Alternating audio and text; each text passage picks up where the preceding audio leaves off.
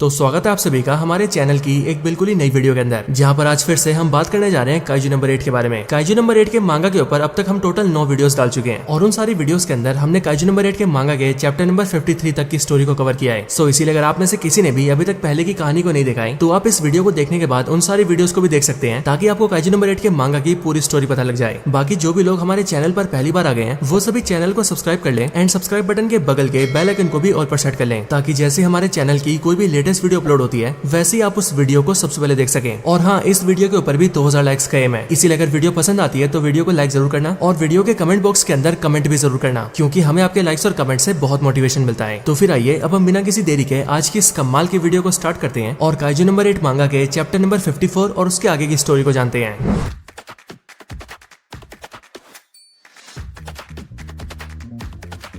तो पिछली वीडियो के अंदर हमने देखा था कि काइजू नंबर 9 यूनिट 1 का ध्यान भटकाकर सीधा डिफेंस फोर्सेस के हेडक्वार्टर में आ जाता है और वहां पर आकर वो चीफ शिनोमिया के ऊपर अटैक कर देता है, जिसके रिस्पॉन्स में चीफ शिनोमिया भी उससे फाइट करते हैं और वो अपने सारे ऑफिसर्स को सेफली हेडक्वार्टर से बाहर निकाल लेते हैं। लेकिन उन दोनों की फाइट में हम ये देखते हैं कि चीफ शिनोमिया काइजू नंबर 9 को हराने में अपनी पूरी ताकत लगा देते हैं, लेकिन उसके बाद भी काइजू नंबर 9 हारता नहीं है और वो चीफ को पूरी तरह से कमजोर करके उनकी बॉडी को ऑब्जॉर्व कर लेता है और फिर वो उनके साथ बॉन्ड होकर उन्हें अपने अंदर मिला लेता है। जिसके बाद ही काइजू नंबर 9 के पास अपनी पावर्स के साथ साथ चीफ की काइजू नंबर 2 की पावर्स भी आ जाती है। लेकिन सही टाइम पर उसे रोकने के लिए वहाँ पर काफका और नारुमी आ जाते हैं, जो कि वहाँ पर उसे एक बहुत ही अच्छी टक्कर देते हैं और वो काइजू नंबर 9 को बुरी तरह से घायल भी कर देते हैं। लेकिन उसके बाद भी काइजू नंबर 9 उन दोनों का ध्यान भटका के वहाँ से भाग जाता है और जाते जाते वो काफका से कहता है कि अभी के लिए तो वो जा रहा है, लेकिन जब वो अगली बार वापस आएगा तब वो इस दुनिया के अंदर काइजू एरा की शुरुआत कर देगा। और फिर ये बोलकर काइजू नंबर 9 वहाँ से फ्लाई करके भाग जाता है। अब आगे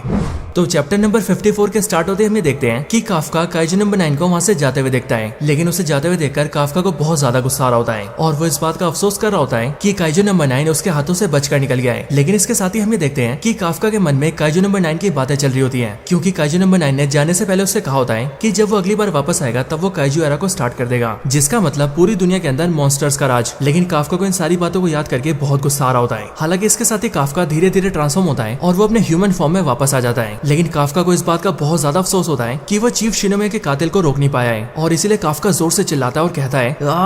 डैम इट। काफका के साथ ही हम नारुमी को भी देखते हैं और कमांडर नारुमी भी चीफ के मरने की वजह से बहुत ज्यादा दुखी होता है और इसीलिए वो अपने सर को नीचे करके बिना कुछ बोले खड़ा रहता है। और साथ ही हम काफका को देखते हैं जिसकी आंखों से अब आंसू बहने लगते हैं। लेकिन इसके बाद अब 2 दिन बीत जाते हैं और 2 दिन बीत जाने के बाद हमें पता लगता है कि डिफेंस फोर्सेस के हेड ऑफ कमांडर की मौत की खबर सबको पता चल चुकी है और इसीलिए पूरा जापान देश ये जानता है कि चीफ शिनोमिया मर चुके हैं और उनके मरने की न्यूज को सभी न्यूज चैनल्स दिखाते हैं। आगे हम चीफ का फ्यूनरल देखते हैं और हम ये देखते हैं कि चीफ शिनोमिया के फ्यूनरल के ऊपर डिफेंस फोर्सेस के सारे मेंबर्स आए होते हैं और इसके साथ ही यहाँ पर हमें ये भी पता लगता है कि चीफ शिनोमिया दुनिया के सबसे स्ट्रॉन्गेस्ट डिफेंस फोर्सेस मेंबर थे और वो पिछले 30 सालों से डिफेंस फोर्सेस के हेड ऑफ कमांड थे और इन बीते सालों के अंदर उन्होंने डिफेंस फोर्सेस को बहुत ही अच्छे तरीके से लीड किया था। इसके बाद ही हम ये देखते हैं कि चीफ शिनोमिया के फ्यूनरल के ऊपर वाइस चीफ उनकी सेरेमनी को स्टार्ट करते हैं और उन्हें रिस्पेक्ट देने के लिए सारे ऑफिसर्स से फायर कहते हैं और फिर जैसे वो फायर कहते हैं वैसे वहाँ खड़े बहुत सारे गनमैन्स फायर करते हैं और बेसिकली उन्हें तोपों की सलामी देते हैं। और इसके अलावा वहाँ पर जितने भी ट्रूप मेंबर्स होते हैं वो सभी चीफ शिनोमिया को सल्यूट करते हैं। और फिर इसके बाद हमें धीरे धीरे करके सारे बेस दिखाए जाते हैं, जैसे कि 3rd यूनिट का ताचिगावा बेस, 4th यूनिट का मात्सुमोटो बेस और 2nd यूनिट का कानाजावा बेस। और सभी बेसिस का एक एक ट्रूप मेंबर चीफ शिनोमिया को सल्यूट करता है। लेकिन इसके अगले सीन में हम चीफ शिनोमिया के ऑफिस को देखते हैं, जहाँ पर उनकी कुर्सी पे किकोरू बैठी होती है और वो अपना हेड डाउन करके रो रही होती है और किकोरू को अपने डैडी की बहुत याद आ रही होती है। और फिर आगे हम काफका को देखते हैं, जो कि ये देखता है कि उसके बगल की कुर्सी खाली है और इसीलिए काफका अपने मन में सोचता है कि किकोरू यहाँ पर नहीं आई है। लेकिन इसके बाद ही हम फिर से किकोरू को देखते हैं, जहाँ पर उसके पास यूनिट 1 का कमांडर नारुमी आता है और वहाँ पर आकर वो किकोरू से कहता है, तो क्या तुम सच में फ्यूनरल में नहीं जाओगी? जो सुनकर किकोरू नारुमी से कहती है, मैं किसी लायक नहीं हूँ, मैं डैडी के पास भी बहुत लेट पहुंची थी और वहाँ पहुंचने के बाद भी मैं उन्हें बचा तक नहीं पाई क्योंकि मैं बहुत कमजोर हूँ और सिर्फ मेरी वजह से काइजू नंबर 9 वहाँ से भाग गया। सब कुछ मेरी वजह से हुआ है क्योंकि मैं बहुत कमजोर हूँ। लेकिन ये सुनकर कमांडर नारुमी किकोरू से कहता है, नहीं किकोरू, ऐसी कोई बात नहीं है। लेकिन अगले पल वो ये देखता है कि किकोरू वहाँ पर खड़ी होती है और उसकी आंखों से बहुत ज्यादा आंसू बह रहे होते हैं। लेकिन तब भी रोते रोते वो कमांडर नारुमी से कहती है, कमांडर नारुमी,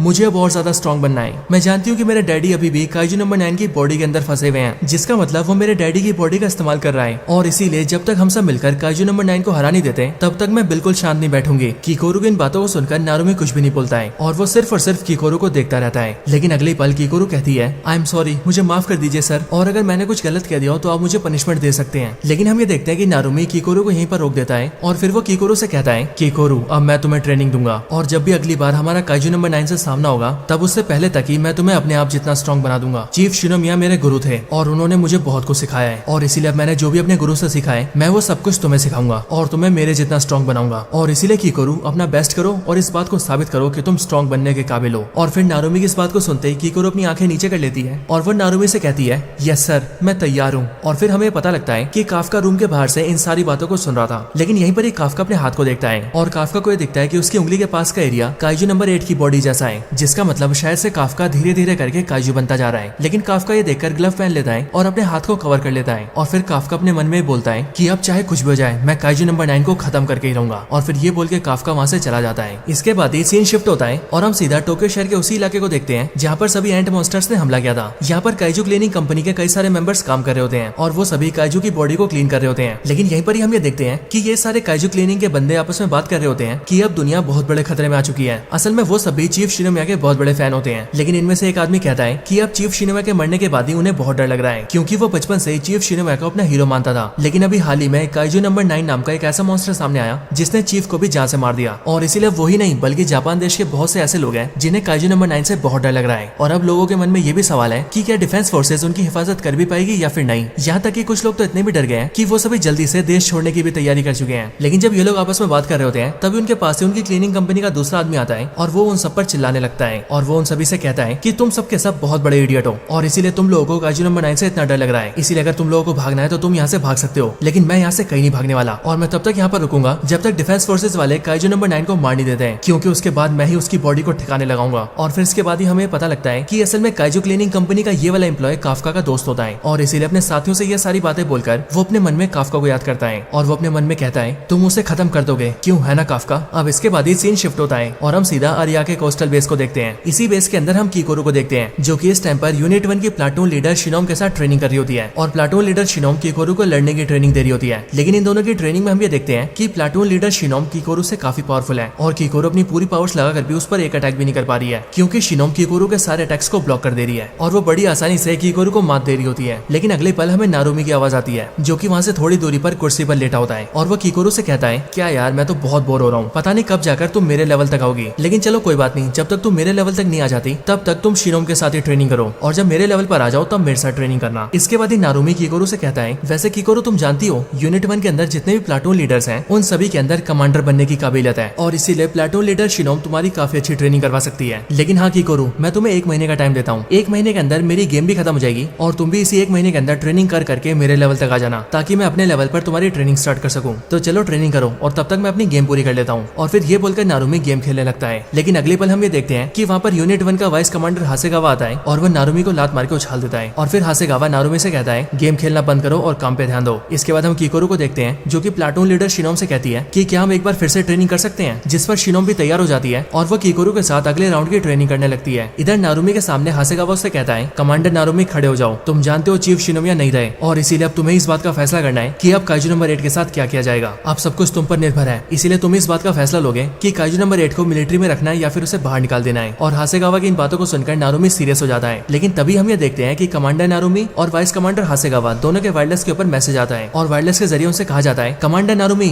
वाइस कमांडर हासेगावा जल्दी से यहाँ पर आइए, हमें काइजू नंबर 8 के बारे में आपको बहुत जरूरी बात बतानी है। अगले पल सीन शिफ्ट होता है और हम सीधा काफका को देखते हैं। इस टाइम पर काफका की बॉडी को मॉनिटर किया जा रहा होता है और वहाँ उस लैब के अंदर नारुमी और हासेगावा दोनों आ जाते हैं। जो ऑफिसर्स काफका को मॉनिटर कर रहे होते हैं वो उन दोनों को बताते हैं सर इसकी बॉडी का एक ऐसा हिस्सा है जो कि ह्यूमन ट्रांसफॉर्मेशन के बाद भी अभी भी मॉन्स्टर का ही है, जिसका मतलब इसकी बॉडी धीरे धीरे करके काइजू में ट्रांसफॉर्म हो रही है। और सर अभी हम इसके बारे में ज्यादा तो नहीं जानते, लेकिन हमारा ऐसा मानना है कि काइजू नंबर 8 जितनी बार काइजू में ट्रांसफॉर्म होगा उसकी बॉडी उतनी तेजी से ही काइजू की बनती जाएगी और फिर एक टाइम ऐसा भी आएगा जिस टाइम पर काइजू नंबर 8 वापस से ह्यूमन बन ही नहीं पाएगा। हालांकि उन ऑफिसर्स की बात को नारुमी और हासेगावा दोनों सुनते हैं, लेकिन वो दोनों कुछ बोलते नहीं है और वो दोनों के दोनों काफका को देखते रहते हैं। इसके बाद ही सीन शिफ्ट होता है और हम काफका को अकेले बैठे हुए देखते हैं। यहाँ बैठकर भी काफका अपने हाथ को देख रहा होता है और वो अपने मन में सोच रहा होता है कि अब मेरे हाथ के बारे में डिफेंस फोर्सेस वालों को पता लग गया है और इसीलिए अब मैं भी नहीं जानता कि वो लोग आगे मुझे डिफेंस फोर्सेस में रहने भी देंगे या फिर नहीं। लेकिन अगले पल काफका अपने मन में कीकोरू का रोता हुआ चेहरा देखता है और इसीलिए उसे याद करके काफका मन में कहता है कि कोई चाहे कुछ भी कहे, लेकिन आज के बाद से मैं अपने किसी भी साथी को रोने नहीं दूंगा और मेरा वादा है कि मेरे रहते उन्हें कुछ नहीं होगा और मैं काइजू नंबर 9 को हरा कर रहूंगा। लेकिन काफका अपने मन में सब सोच ही रहा होता है कि तभी उसके पास कमांडर नारुमी आता है और वो काफका की बगल वाली कुर्सी पर बैठ जाता है और वहाँ पर आते ही नारुमी काफका से कहता है तो मैं सीधा मुद्दे की बात करता हूँ और मुद्दे की बात यह है कि अब मैं तुम्हें डिफेंस फोर्सेस के अंदर अलाउ नहीं कर सकता और मुझे तुम्हें डिफेंस फोर्स से बाहर निकालना होगा और तुम इसका रीजन अच्छे से जानते हो, क्योंकि अगर तुम बार बार काइजू में ट्रांसफॉर्म होते रहे तो शायद से एक टाइम ऐसा भी आएगा कि जब तुम वापस इंसान ही नहीं बन पाओगे और इसीलिए ऐसी कंडीशन के अंदर मैं तुम्हें फाइट करने नहीं दे सकता। काफका इन सारी बातों को सुनता है और उसे इस टाइम पर बहुत गुस्सा आ रहा होता है और इसीलिए काफका अपना पंच दबाते हुए कहता है, हाँ मैं इस बात को जानता हूँ सर। पर काफका इसके आगे कुछ बोलता है कि तभी नारुमी उससे कहता है, मेरी एक बात ध्यान से सुनो। और फिर ये बोलते ही नारुमी काफका की गुद्दी पकड़ लेता है और तब नारुमी काफका से कहता है, काफका हिबिनो, मुझे तुम्हारी ताकत की जरूरत है, इसीलिए मेरा साथ दो। मुझे इस बात से कोई फर्क नहीं पड़ता कि तुम एक मॉन्स्टर बन जाओगे, मुझे अगर किसी से फर्क पड़ता है तो वो है काइजू नंबर 9 और इसीलिए मैं काइजू नंबर 9 को मारना चाहता हूँ, फिर चाहे उसे मारने के लिए कोई भी कीमत चुकानी पड़े। और मैं जानता हूँ कि जो मैं सोचता हूँ वो तुम भी सोचते हो, क्यों है ना काफका? हम दोनों के अंदर ही पछतावे की फीलिंग है और इस फीलिंग को सिर्फ तुम और मैं ही समझ सकते हैं, क्योंकि काइजू नंबर 9 ने चीफ के साथ जो किया है वो हम दोनों ने अपनी आंखों से देखा है और इसीलिए काफका मेरा साथ दो ताकि हम दोनों मिलकर उस मॉन्स्टर को खत्म कर सके। और फिर नारुमी की इन बातों को सुनकर काफका उनसे कहता है, कमांडर नारुमी, जब डिफेंस फोर्सेस को पता लगा था कि मैं काइजू हूँ तब सब मिलकर मुझे मारना चाहते थे और उस टाइम पर अकेले चीफ शिनोमी ऐसे इंसान थे जिन्होंने मेरे साथ खड़े होकर मुझे एक मौका दिया था ताकि मैं अपने आप को साबित कर सकूं और अपने गोल को हासिल कर सकूं। लेकिन काइजू नंबर 9 ने चीफ की हत्या कर दी, पर अब उसे ऐसा करने की सजा भुगतनी होगी और इसीलिए कमांडर नारुमी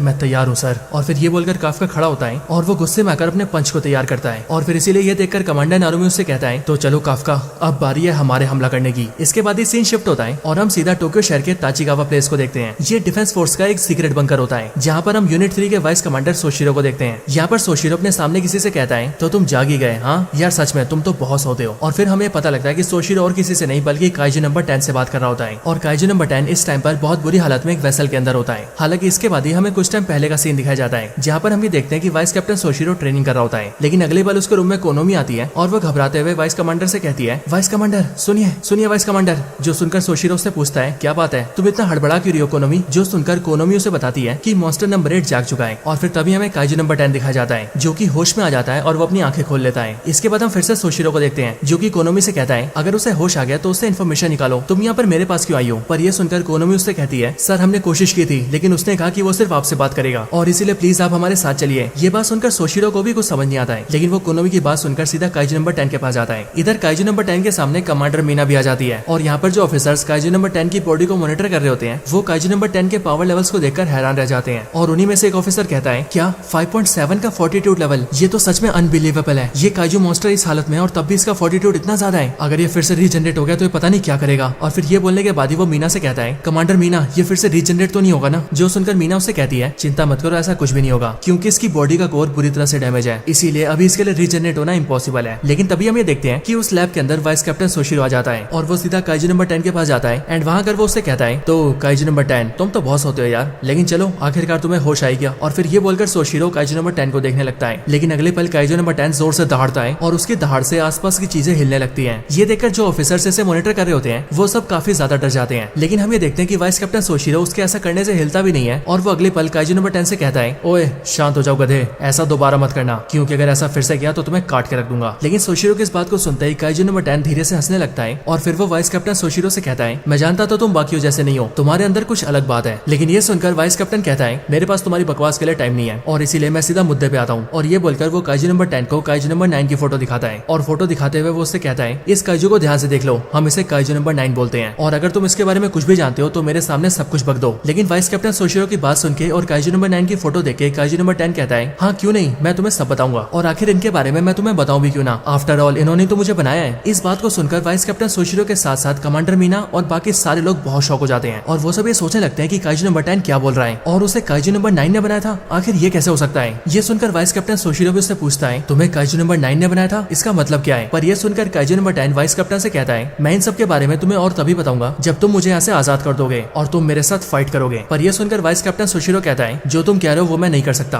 और वैसे भी तुम्हारा कोर पूरी तरह से डैमेज है, इसलिए मुझे लगता नहीं कि तुम्हें आजाद करने के बाद तुम उससे फाइट कर भी पाओगे और फाइट करना तो दूर की बात है, तुम खुद को रीजनरेट भी नहीं कर पाओगे। पर ये सुनकर काइजू नंबर 10 वाइस कैप्टन से कहता है, हाँ मैं जानता हूँ कि मैं खुद को रीजनरेट नहीं कर पाऊंगा, लेकिन हाँ इसके साथ ही मैं ये भी जानता हूँ कि तुम इंसानों के पास ऐसी टेक्नोलॉजी है जिससे कि तुम मेरे ऑर्गन्स को एक वेपन बना सकते हो और इसीलिए मैं ये चाहता हूँ कि तुम मुझे वेपन बनाओ और उस वेपनाइज सूट को अपनी बॉडी पर पहनो और हाँ तब तुम अपनी बॉडी का कंट्रोल मुझे दे दो। लेकिन उस काइजू की इस बात को सुनकर सभी लोग हैरान रह जाते हैं क्योंकि उन सबने पहली बार ऐसा काइजू देखा होता है जो कि न सिर्फ खुद अपनी मर्जी से वेपनाइज होना चाहता है बल्कि उसके साथ ही वो किसी ह्यूमन बॉडी के ऊपर कंट्रोल भी करना चाहता है। और इसीलिए ये सब सुनने के बाद ही कोनोमी चिल्लाते हुए वाइस कैप्टन से कहती है, सर प्लीज इसकी बात में मत आइए, ये बस आपकी बॉडी पर कंट्रोल करने की बात कर रहा है, इसीलिए इसकी कोई बात मत सुनिए। हालांकि इसके आगे काइजू नंबर 10 वाइस कैप्टन सोशिरो से कहता है तुम एक बहुत ही कमाल के फाइटर हो और इसीलिए तुम्हारे साथ फाइट करके मुझे बहुत मजा आया था और इसीलिए मैं ये भी जानता हूँ कि तुम और मैं दोनों एक जैसे हैं और इसीलिए मैं चाहता हूँ कि तुम मुझे वेपनाइज करके यूज करो और मुझे तुम्हारे जरिए बैटल्स को लड़ना है क्योंकि मजेदार लड़ाइयों में मुझे बहुत मजा आता है। फिर चाहे मेरी लड़ाई किसी ह्यूमन से हो या फिर किसी मॉन्स्टर से, मुझे कोई फर्क नहीं पड़ता। अब काइजू नंबर 10 की बातों को सुनकर सभी लोग बहुत हैरान होते हैं क्योंकि यहाँ पर काइजू नंबर 10 ने वाइस कैप्टन सोशिरो को ये ऑफर दिया होता है कि वो उसे वेपनाइज करके यूज कर सकता है और उसके बदले में उसे सिर्फ लड़ाइयां लड़नी है क्योंकि उसे लड़ाइयों को लड़ने में मजा आता है और वाइस कैप्टन के जरिए उसे लड़ाई लड़ने का मौका मिलता रहेगा। लेकिन काइजू नंबर 10 के इस ऑफर को सुनकर वाइस कैप्टन उससे कहता है मुझे सोचने के लिए थोड़ा सा टाइम चाहिए और इसीलिए मैं अभी यहाँ से जा रहा हूँ। और फिर ये बोलकर वाइस कैप्टन सोशिरो वहाँ से बाहर आ जाता है। बाहर आने के बाद ही वाइस कैप्टन सोशिरो कमांडर मीना और कोनोमी से मिलता है और उन दोनों के सामने वही बोलता है क्या यार ये चीज कितनी डरावनी थी और आखिर ऐसे मॉन्स्टर से बने वेपन को कौन ही पहनेगा। और वाइस कैप्टन सोशिरो की बात सुनकर कोनोमी भी कहती है हाँ सर आपके लिए ऐसा करना बिल्कुल भी ठीक नहीं है क्योंकि ऐसा करना आपके लिए और आपकी बॉडी के लिए बहुत ज्यादा डेंजरस है। लेकिन इसके बाद ही हम ये देखते हैं कि वाइस कैप्टन सोशिरो कमांडर मीना से कहता है वैसे हमारे पास काइजू नंबर 9 के बारे में जानने के लिए और कोई रास्ता नहीं है और हमारे पास सिर्फ काइजू नंबर 10 ही है जो कि उसके बारे में सब कुछ जानता है और इसीलिए कमांडर मीना मेरे हिसाब से मुझे काइजू नंबर 10 की बात मान लेनी चाहिए। हालांकि जैसे ही वाइस कैप्टन सोशिरो कमांडर मीना से कहता है वैसे कमांडर मीना उसकी बात पर एग्री कर जाती है और वो वाइस कैप्टन सोशिरो से कहती है ऑलराइट सोशिरो लगता है हमें रिस्क उठाना ही पड़ेगा। और फिर ये बोलने के बाद ही कमांडर मीना वायरलेस के जरिए हेडक्वार्टर्स में बोलती है कि काइजू नंबर 10 की बॉडी को वेपनाइज कर दिया जाए। इसके बाद थोड़ा समय बीत जाता है और फिर अगले सीन में हम वाइस कैप्टन सोशिरो को काइजू नंबर 10 के सामने देखते हैं। सोशिरो को अपने सामने देखकर काइजू नंबर 10 उससे कहता है तो क्या हुआ डील पक्की करें। जो सुनकर वाइस कैप्टन सोशिरो उससे कहता है हाँ बिल्कुल डील पक्की है लेकिन हाँ मेरी बात ध्यान से सुनो वेपनाइज होने के बाद तुम मुझे यूज नहीं करोगे बल्कि मैं तुम्हें यूज करूंगा। और फिर ये बोलने के बाद ही वाइस कैप्टन सोशिरो काइजू नंबर 10 को वेपनाइज करके यूज करने के लिए तैयार हो जाता है। सो दोस्तों आखिर वाइस कैप्टन सोशिरो क्या करने जा रहा है, आखिर वो काइजू नंबर 10 जैसे मॉन्स्टर के ऊपर कैसे भरोसा कर सकता है। क्या आप काइजू नंबर 10 के वेपनाइज होने के बाद वाइस कैप्टन उस पर काबू कर भी पाएगा या फिर काइजू नंबर 10 ही वाइस कैप्टन सोशिरो के ऊपर कंट्रोल कर लेगा। और अगर काइजू नंबर 10 ने वाइस कैप्टन सोशिरो जैसे पावरफुल ट्रूप मेंबर के ऊपर कंट्रोल कर लिया तो तब जो तबाही होगी उसे कोई नहीं रोक पाएगा। सो दोस्तों आगे क्या होने वाला है इस बारे में कोई नहीं जानता है लेकिन आपको आगे की स्टोरी पता लग सकती है और वो भी सिर्फ और सिर्फ हमारे चैनल एनिमेवर्स के ऊपर। और चिंता मत करिए अभी हमारे चैनल पर काइजू नंबर 8 की वीडियोस लगातार आ रही हैं इसीलिए इसका अगला पार्ट आप सभी को कल ही देखने को मिल जाएगा। लेकिन तब तक के लिए this is the end of the video.